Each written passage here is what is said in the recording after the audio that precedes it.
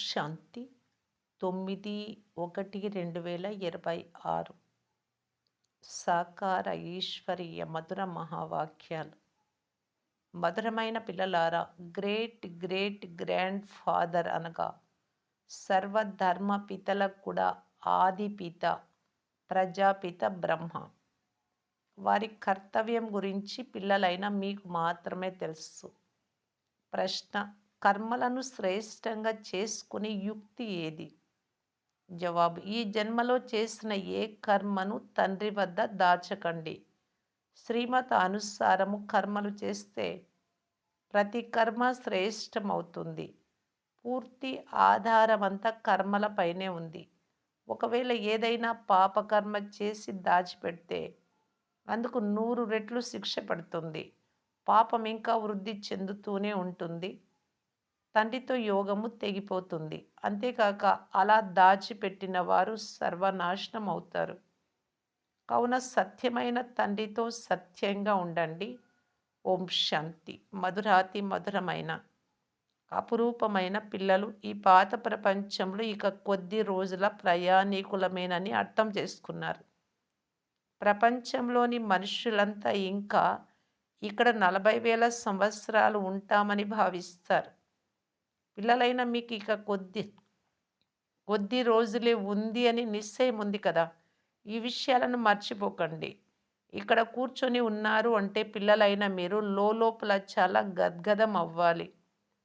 ఈ కళ్ళతో ఏమేం చూస్తున్నారో అవన్నీ వినాశనం అవుతాయి. ఆత్మ అవినాశి. ఆత్మలైన మనం పూర్తి 84 జన్మలు తీసుకున్నాము అని ఇప్పుడు వాపస్ తీసుకెళ్లేందుకు తండ్రి వచ్చారు అని కూడా మీ బుద్ధిలో ఉంది. పాత ప్రపంచం పూర్తి అయినప్పుడు క్రొత్తదిగా చేసేందుకు తండ్రి వస్తారు. నూతన ప్రపంచం నుండి పాతది మళ్ళీ క్రొత్తదిగా మారే ఈ చక్రం గురించిన జ్ఞానం మీ బుద్ధిలో ఉంది. అనేక సార్లు మీరు ఈ చక్రంలో తిరిగారు. ఇప్పుడు ఈ చక్రం పూర్తి అవుతోంది. మళ్ళీ నూతన ప్రపంచంలో కొద్దిమంది దేవతలు మాత్రమే ఉంటారు. మనుష్యులు ఉండరు. ఇప్పుడు మీరు మనుషుల నుండి దేవతలుగా అవుతున్నారు. ఇదైతే పక్కా నిశ్చయం ఉంది కదా. ఇక ఆధారం అంతా కర్మల పైన, మీరు చేసే పనులపైనే ఉంది. మనుష్యులు ఉల్టా కర్మలను చేసినప్పుడు అది మనస్సులో తప్పకుండా తింటూ ఉంటుంది. ఎందుకు ఇలా చేశాను అని.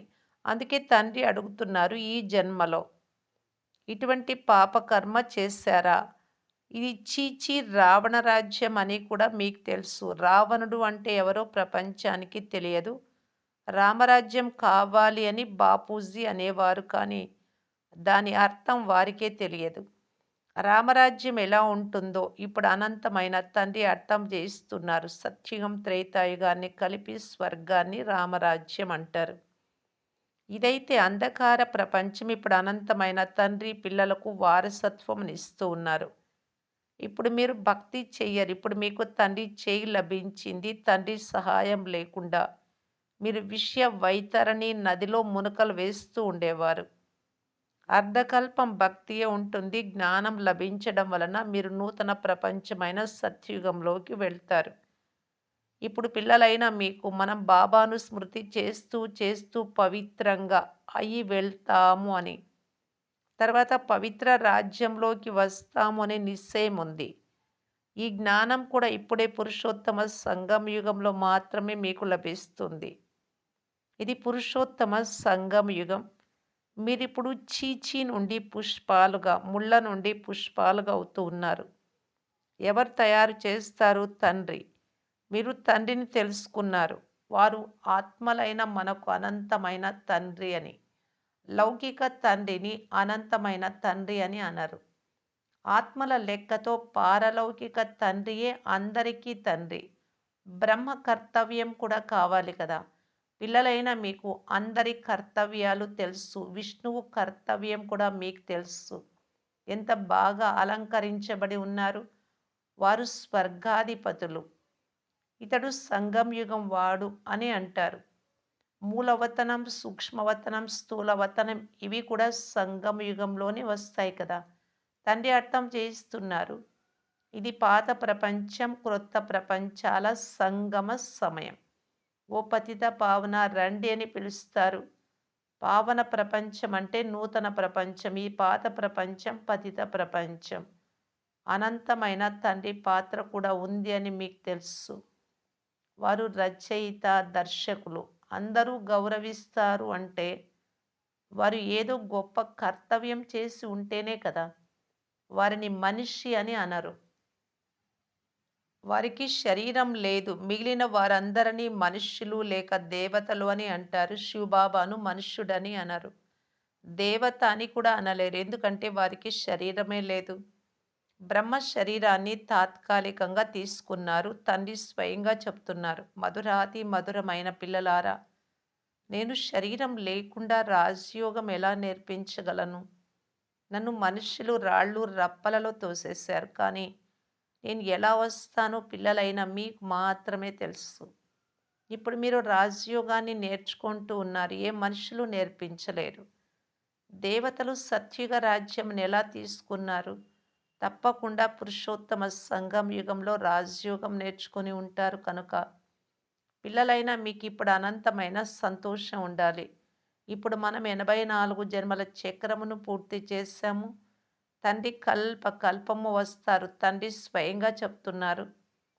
ఇది అనేక జన్మల అంతిమ జన్మ. శ్రీకృష్ణుడు ఎవరైతే సత్యుగ రాకుమారుడిగా ఉండేవారో అతడే మళ్ళీ 84 జన్మల చక్రంలో వస్తారు. మీరు శివుడికి 84 జన్మలు అని చెప్పరు. మీలో కూడా నెంబర్ వార్ పురుషార్థ అనుసారం తెలుసు. మాయ చాలా కఠినమైనది. ఎవ్వరిని వదిలిపెట్టదు. ఇది తండ్రికి చాలా బాగా తెలుసు. బాబాను అంతర్యామి అని భావించకండి. వారు అంతర్యామి కాదు కానీ అందరి ప్రవర్తన ద్వారా తెలుసుకుంటారు. మాయ ఒక్కసారిగా కచ్చాగానే తినేసింది అని సమాచారాలు కూడా వస్తూ ఉంటాయి. అలాంటి చాలా విషయాలు పిల్లలకు తెలియవు కానీ తండ్రికైతే అన్నీ తెలుస్తాయి. మనుషులు బాబా అంతర్యామి అని భావిస్తారు. తండ్రి చెప్తున్నారు, నేను అంతర్యామి కాదు. ప్రతి ఒక్కరి నడవడిక ద్వారా నాకు అర్థమైపోతుంది. చాలా చీచీగా నడుచుకుంటారు. తండ్రి పిల్లలను సావధానపరుస్తారు. మాయ నుండి కాపాడుకోవాలి. మాయ ఎలాంటిది అంటే ఏదో ఒక రూపంలో ఒక్కసారిగా మింగేస్తుంది.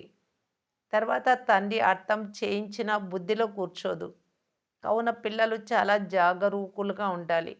కామ మహాశత్రువు. మేము వికారాలలోకి వెళ్ళము అని కూడా తెలియదు.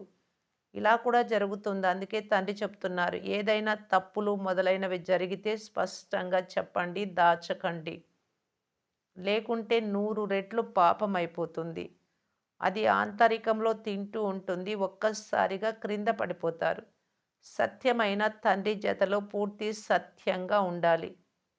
లేకుంటే చాలా చాలా నష్టపోతారు. మాయ ఈ సమయంలో చాలా కఠినంగా ఉంది. ఇది రావణ ప్రపంచం. ఈ పాత ప్రపంచాన్ని అసలు ఎందుకు స్మృతి చెయ్యాలి?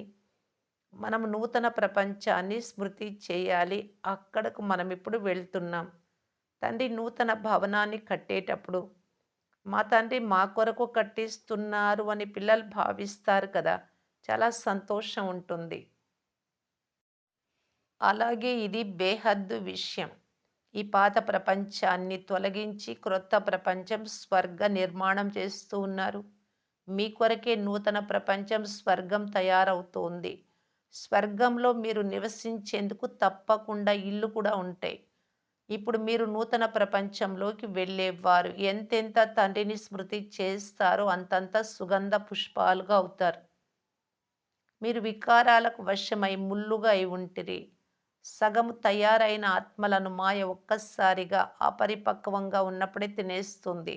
ఎవరు క్లాసుకు రారో వారు మాయకు వశమైనట్లే కదా! తండ్రి వద్దకు రారు. ఇలా మాయ అనేక మందిని మింగేస్తుంది. చాలా బావుంది, చాలా బాగుందని వెళ్ళిపోయారు. మేమిలా చేస్తాము. మేము యజ్ఞం కొరకు ప్రాణాలను అర్పించడానికైనా తయారుగా ఉన్నామని చెప్పిన వారు నేడు లేనే లేరు. మీది మాయతో యుద్ధం. మాయతో యుద్ధం ఎలా జరుగుతుందో ప్రపంచంలోని వారికి ఎవ్వరికీ తెలియదు. ఇప్పుడు పిల్లలైన మీకు తండ్రి జ్ఞానం 3వ నేత్రమునిచ్చారు. దాని ద్వారా మీరు అంధకారం నుండి వెలుగులోకి వచ్చేశారు. ఆత్మకి జ్ఞాన నేత్రమునిస్తారు. అందుకే తండ్రి చెప్తారు, స్వయాన్ని మీరు ఆత్మగా భావించండి. అనంతమైన తండ్రిని స్మృతి చెయ్యండి. భక్తిలో మీరు స్మృతి చేసేవారు కదా! మీరు వస్తే మేము సమర్పణమైపోతామని చెప్పేవారు. ఎలా బలిహారి అవుతారో ఎవ్వరికీ తెలియదు. మనం ఎలాంటి ఆత్మలమో బాబా కూడా అలా ఆత్మ అని పిల్లలకు తెలుసు. తండ్రిది అలౌకిక జన్మ. పిల్లలైన మిమ్ములను ఎంత బాగా చదివిస్తారు. వీరే కల్పకల్పము మాకు తండ్రిగా అవుతారు అని మీరే స్వయంగా చెప్తారు. మీరు బాబా బాబా అని అంటారు. తండ్రి కూడా పిల్లలారా పిల్లలారా అని అంటారు. వారే టీచర్ రూపంలో రాజయోగాన్ని నేర్పిస్తారు. ఇతరులెవ్వరూ రాజయోగం నేర్పించలేరు. విశ్వ అధికారులుగా చేస్తారు అంటే అటువంటి తండ్రికి పిల్లలుగా అయ్యి అదే టీచర్ వద్ద శిక్షణ కూడా తీసుకోవాలి కదా! సంతోషంతో పరవశించిపోవాలి. ఒకవేళ చీచీగా అయినట్లయితే తర్వాత మీకు ఆ ఖుషి రానే రాదు. భలే మీరు ఎంత తల బాదుకున్నా వారు మన సోదరులుగా కానట్లే. ఇక్కడ మనుషులకు ఎన్ని ఇంటి పేర్లుంటాయి. మీ ఇంటి పేరు ఎంత పెద్దదో చూడండి. వీరు చాలా పెద్ద గ్రేట్ గ్రేట్ గ్రాండ్ ఫాదర్ బ్రహ్మ. వారి గురించి ఎవ్వరికీ తెలియదు. శివబాబానైతే సర్వవ్యాపి అనేశారు. బ్రహ్మన్ గురించి ఎవ్వరికీ తెలియదు. బ్రహ్మ, విష్ణు, శంకర్ల చిత్రాలు కూడా ఉన్నాయి. బ్రహ్మను సూక్ష్మవతనంలోకి తీసుకెళ్లారు. వారి జీవిత చరిత్ర ఏమీ తెలియదు. సూక్ష్మవతనంలో బ్రహ్మను చూపిస్తారు. మరి ప్రజాపిత బ్రహ్మ ఎక్కడి నుండి వస్తారు?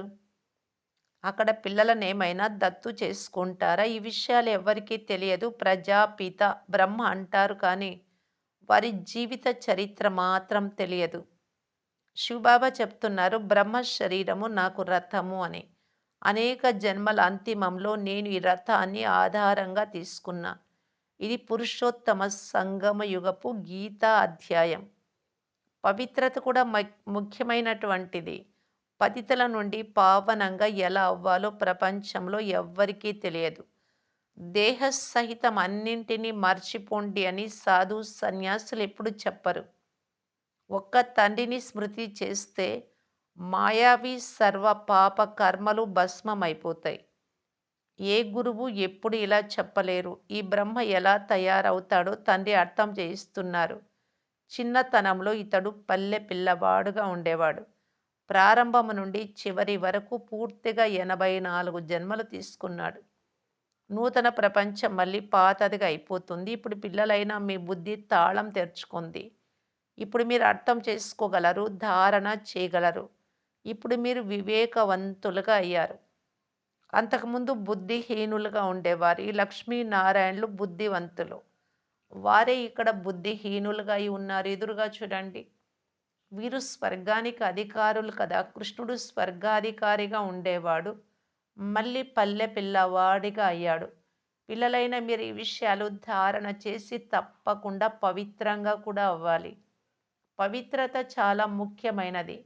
బాబా, మాయ మమ్ములను క్రింద పడేసింది. కళ్ళు వికారిగా అయిపోయాయి అని కూడా వ్రాస్తారు. తండ్రి చెప్తున్నారు.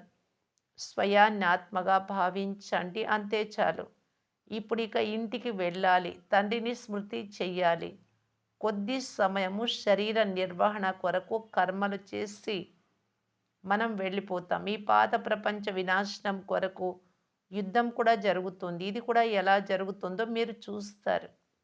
మీరు దేవతలుగా అవుతారు కనుక మీ కొరకు నూతన ప్రపంచం కూడా కావాలి అని బుద్ధితో అర్థం చేసుకుంటారు. అందువలన వినాశనం తప్పకుండా జరుగుతుంది. మనం శ్రీమతానుసారం నూతన ప్రపంచాన్ని స్థాపన చేస్తున్నాం.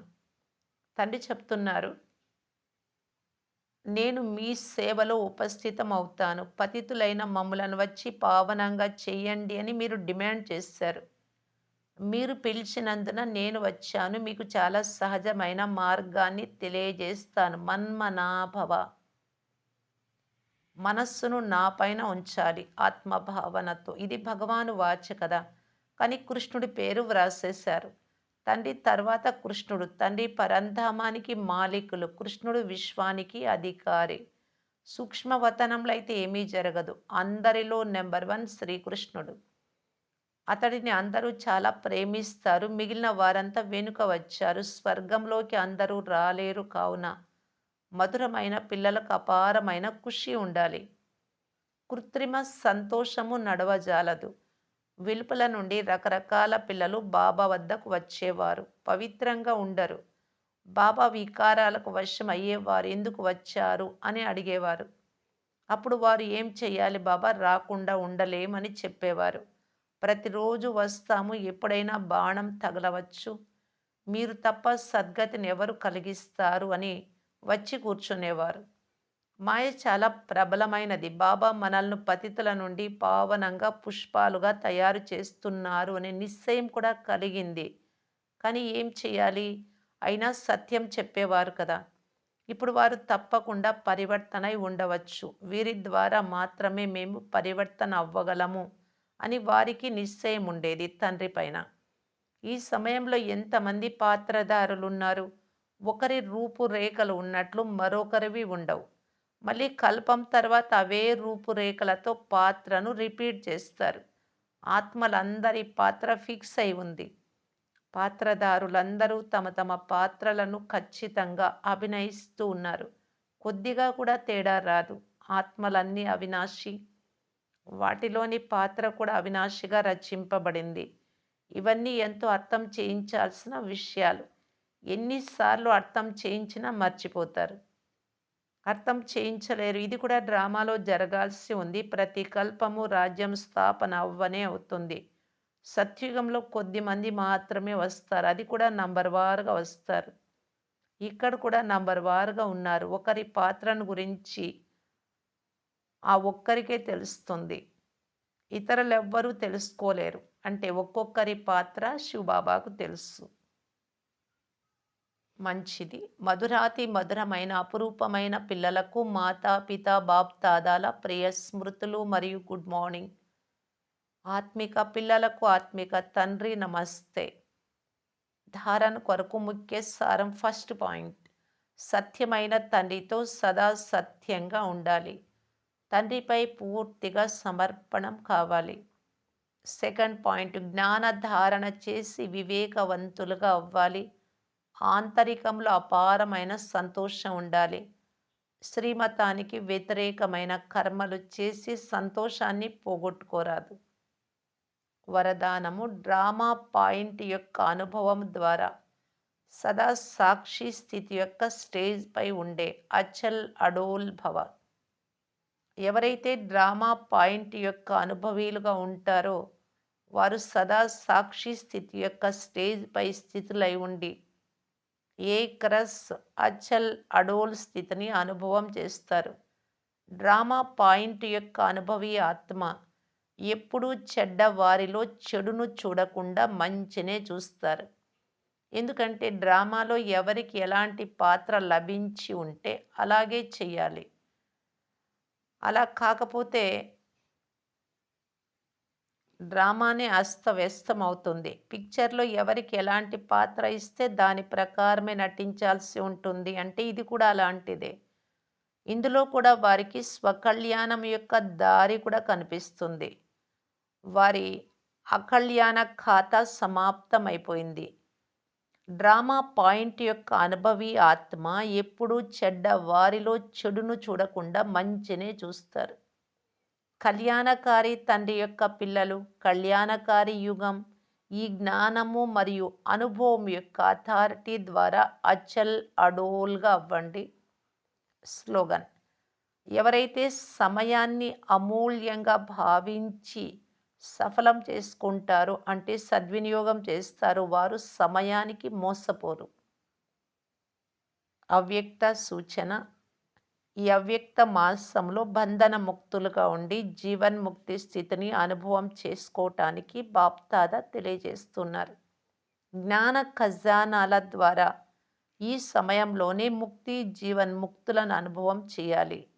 దుఃఖము అశాంతికి కారణమైన వికారాల నుండి ముక్తులుగా అవ్వాలి. ఒకవేళ ఏదైనా వికారం వచ్చినా విజయులుగా అవ్వాలి, ఓడిపోరాదు.